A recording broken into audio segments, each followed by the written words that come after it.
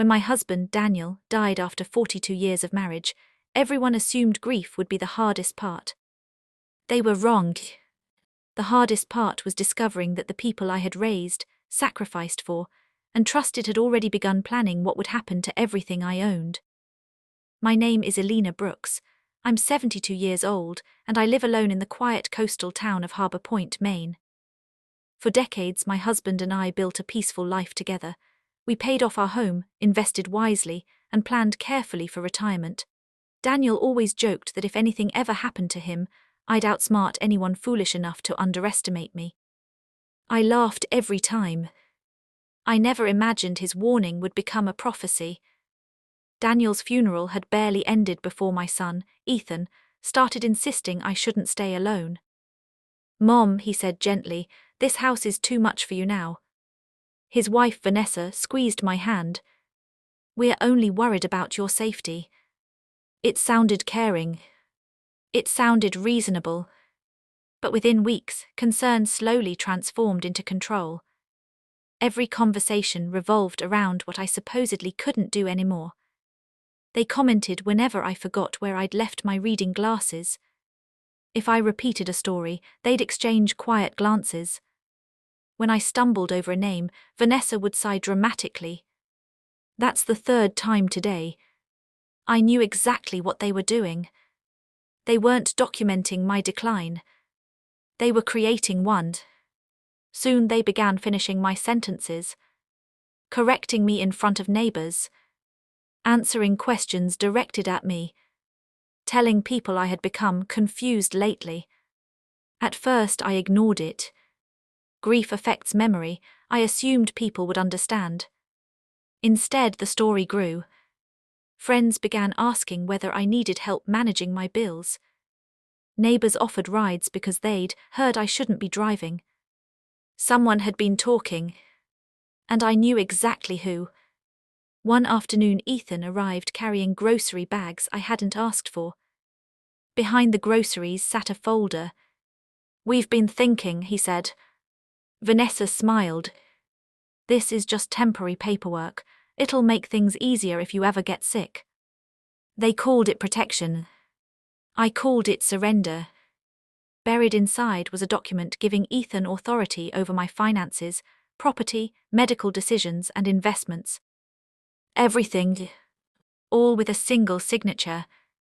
I closed the folder. "I'm not signing anything." Their smiles disappeared. That was the day the real battle began. Ethan leaned back in his chair and folded his arms. "Mom, you're making this harder than it has to be." "I'm making what harder?" I asked calmly. "Taking care of you." "I didn't ask anyone to." Vanessa sighed as though she had rehearsed the moment. "We're only trying to protect you. What if you fall? What if you forget to pay your bills?" "I've managed this household for over 40 years, I replied. "I think I can remember when the electric bill is due." They exchanged another glance. That silent communication between them had become all too familiar.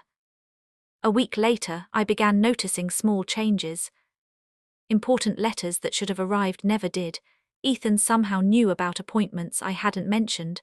Vanessa would casually ask, "Did you ever find that bank statement?" even though I'd never told her it was missing. Then my neighbor, Carol, stopped by with a casserole. "I heard you've been having a rough time remembering things," she said gently. My heart sank.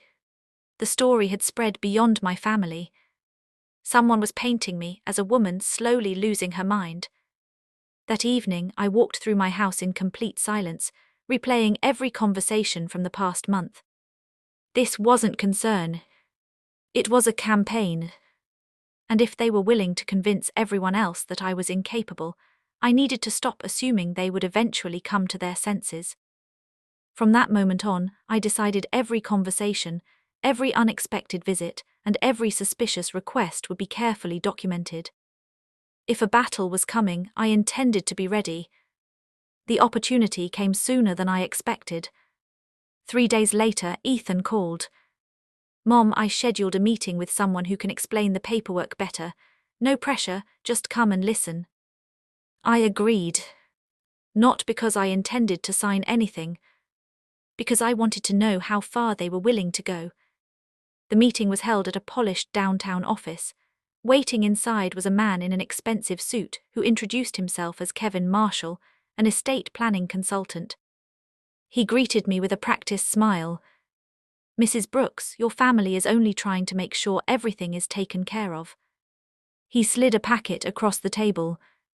"This document gives your son authority to handle financial matters if you're unable to." I skimmed the pages. It wasn't temporary authority. It was broad, immediate, and gave Ethan access to nearly everything Daniel and I had spent decades building. "I'll be taking this home," I said. Kevin reached for the papers before I could. "I'm afraid they need to be signed today." I looked directly at him. "Then they won't be signed." The room fell silent. Vanessa forced a laugh. "You're being stubborn." "No," I replied, standing. "I'm being careful." As I walked toward the door, I heard Kevin quietly ask Ethan, "Has she always been this difficult?" Ethan answered without lowering his voice. "Not before her memory started slipping." They wanted me to hear it. Instead of confronting them, I simply walked away. The moment I got home, I wrote down every word I could remember from that meeting, including the time, the date, and everyone who had been present. Something told me those details would matter before this was over. Over the next 2 weeks, Ethan's calls became more frequent. If I didn't answer immediately, he'd leave worried voice messages. "Mom, please call me, I'm starting to get concerned." Concerned. It was the word they used every time they wanted to make me look incapable. Then one afternoon, my family doctor called unexpectedly. "Mrs. Brooks," he said kindly, "your son mentioned you've been experiencing some memory issues. I'd like you to come in for a wellness evaluation."